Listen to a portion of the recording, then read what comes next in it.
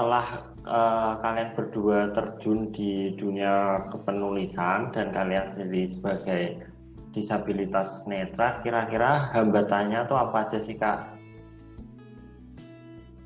Siapa dulu nih? Kak Dani dulu dah, masa aku dulu. Hambatannya, maksudnya secara keseluruhan dunia kepenulisan atau di content writing nih, Eno? Ya, bisa di dunia content writing ini yang sekarang Kak Dani tekuni.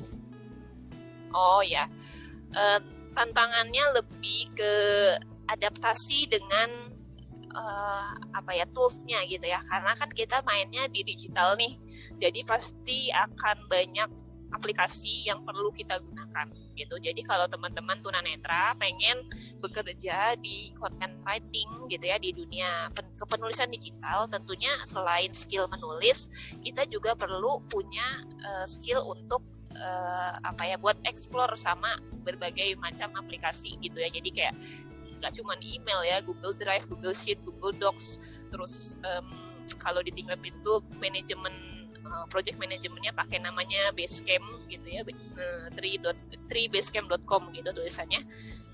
Terus adalah aplikasi-aplikasi lainnya yang perlu dipakai untuk keperluan kerja sehari-hari gitu. Jadi emang harus mau explore sama toolsnya, itu satu. Kedua, kalau kerjanya kantoran kayak aku, tentu saja tantangannya adalah beradaptasi sama lingkungan, apalagi orang awas yang belum biasa menghadapi tunanetra gitu sih. Jadi lebih ke tools ya Kak ya, sama lingkungan adaptasi ya. Ya, betul. Kalau Kak Juwita sendiri Kak? Kalau aku kan iklim kerjanya agak beda ya sama Dani gitu. Jadi karena kalau dia di kantor kan, aku kan kerjanya di rumah. Yang pasti adalah musuhnya itu adalah diri sendiri dan waktu sebenarnya gitu. Jadi freelance content writer gitu, terutama ketika ada deadline. Jadi kan sebenarnya aku tuh kan selain ngerjain, jadi yang rutin itu kan ngerjain kerjaan di Mitra Netra ya kan gitu, sosial medianya Mitra Netra. Kayak akhir-akhir ini aku dapat juga project dari tempat training aku dulu gitu, selama 6 bulan gitu. Nah itu benar-benar harus ngatur jadwal, terus benar-benar kayak ya kapan harus santai, kapan ngerjain kerjaan rumah, kapan ngerjain kerjaan yang memang ada deadline-nya gitu. Jadi tantangannya lebih ke situ sih gitu, dan harus rajin-rajin baca itu sih kayaknya gitu. Atau istilahnya kita harus kalau misalkan kan kayak kita dapat project baru yang kayak kita nggak menguasai sebelumnya, kayak yang project baru aku ini tentang lingkungan, jadi lebih ke pengelolaan sampah gitu. Itu benar-benar ya kita harus riset sih gitu. Maksudnya kalau enggak ya kita sama sekali nggak tahu gitu. Itu sih paling. Jadi lebih ke kayak apa ya, istilahnya time management gitu ya Kak ya, kalau Kak Juwita itu ya harus pintar-pintar mengatur waktu untuk diri sendiri ya Kak ya. Iya, karena kan kita kan juga punya kegiatan yang lain ya gitu, dan kalau tunanetra itu kan kerjanya bisa maksudnya kita nggak, kerjaannya tuh nggak secepat kayak orang awas gitu loh gitu. Jadi kita tuh harus benar-benar pintar ngatur itu. Nah, tips-tips dari Kak Dani sama Kak Juwita untuk mengatasi tantangan kalian masing-masing itu gimana? Kak Dani dulu. Oke. Tadi tantangan aku ada 2 ya. Tantangannya di tools sama di lingkungan. Ya kalau di toolsnya tentu saja ya harus mau meluangkan waktu buat mencoba gitu sih sebenarnya. Memang waktu itu kalau di kantoran ya, di ThinkWeb ini memang waktu aku baru masuk itu nggak langsung ujuk-ujuk dikasih kerjaan kayak orang awas gitu ya. Memang dikasih waktu untuk beradaptasi termasuk sama toolsnya. Jadi kayak disodorin, ini loh nanti kamu bakal pakai tools ini gitu. Misalnya dalam sebulan pokoknya lu ngoprek deh sampai lancar gitu. Jadi memang waktu itu kalau dari ThinkWeb dikasih waktu supaya kita sampai lancar ngoprek toolsnya gitu. Tapi di luar itu ya memang kalau teman-teman dapat perusahaan yang tidak memberikan itu gitu kesempatan atau waktu untuk orientasi dulu misalnya, ya berarti kitanya sendiri yang perlu mengatur waktu atau menyempatkan diri untuk mau explore gitu. Dan ketika memang ternyata toolsnya nggak accessible, misalnya ya kita harus berani bilang gitu, supaya gimana caranya biar kita tetap bisa melanjutkan pekerjaan kita, mungkin dibantu sama rekan kerja atau seperti apa gitu solusinya gitu. Nah, kalau buat hambatan atau tantangan sama lingkungan, ya sebenarnya lebih punya self advocacy aja kali ya istilahnya gitu. Jadi ya harus berani. Tadi salah satunya komunikasi asertif ya, karena memang kalau kita sendirian gitu ya, jadi tunanetra di tengah orang awas, memang harus kita yang mengedukasi mereka gitu bahwa tunanetra itu bisa apa gitu, dan apa yang kira-kira kita memang perlu dibantu gitu. Karena kalau kita nggak bilang, mereka ya nggak ngerti gitu, emang nggak ngerti gitu, bukan nggak peduli, tapi emang mereka nggak ngerti karena nggak pernah ketemu tunanetra gitu. Jadi ya tantangannya lebih ke ya berani komunikasi lah, menyampaikan gitu, mau berbaur, jangan ini ya, jangan maksudnya memisahkan diri gitu ya, misalkan aku tunanetra aku sini aja deh, sementara yang lain lagi ngumpul-ngumpul misalkan gitu ya, ikut aja baur gitu. Supaya sebenarnya setelah aku udah hampir 3 tahun ya di sana gitu, kesini sih aku melihat teman-temanku semakin memahami gitu. Jadi kayak mereka mau ngasih tugas juga,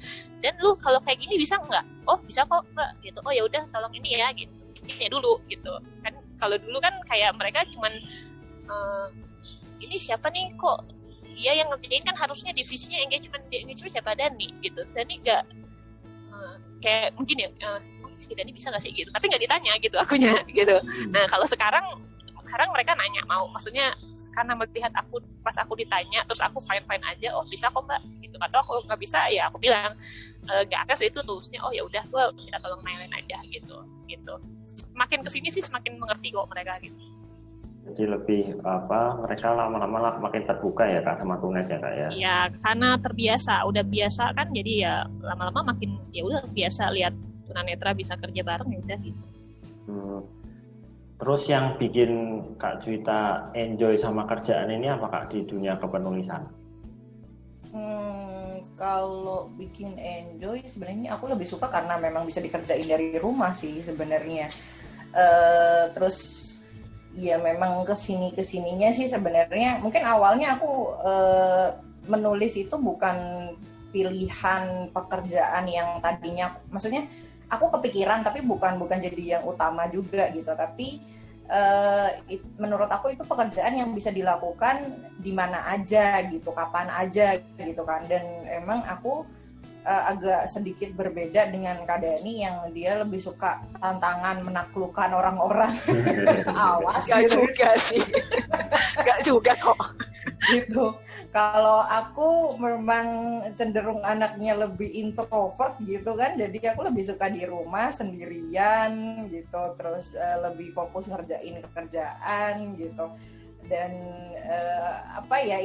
itu yang bikin aku lebih mencintai pekerjaan menulis itu karena itu sebenarnya gitu. Dan satu lagi, dengan aku menulis itu aku bisa menyampaikan hal-hal yang pengen aku sampaikan, sebenarnya itu sih gitu. Jadi itu kayak seninya dalam dunia menulis gitu ya Kak ya, menuangkan perasaan dalam tulisan ya. Gitu, karena kan aku jadi ingat kemarin aku nulis testimoni untuk training yang kemarin, itu ada satu kutipan yang aku ambil dari dosenku dulu. Tadi seperti yang aku bilang, kalau di ilmu komunikasi itu identik dengan public speaking gitu, biasanya orangnya jago ngomong gitu. Tapi dosen aku tuh pernah bilang gini, kalau kalian nggak bisa ngomong, kalau kalian tidak mahir berbicara gitu,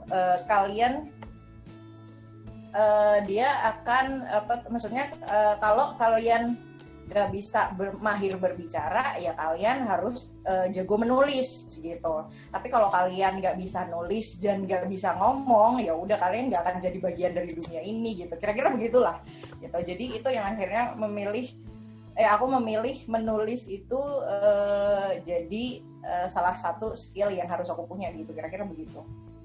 Oke. Nah, kalau Kak Dani kan tadi ini, kembali lagi ke Kak Dani ini ya Kak ya.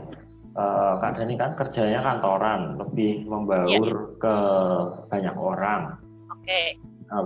Kak Dani itu sempat nggak sih pengen kayak mengubah stigma orang-orang, oh tunet ini bisa lo kerjain. Suaramu hilang Henok. Ya halo Kak, bisa terdengar? Bisa diulang? Hilang suaranya hilang. Oke, diulang boleh, silakan. Ya, Kak Dani ini kan kerja kantoran ya Kak ya, sama orang. Iya betul.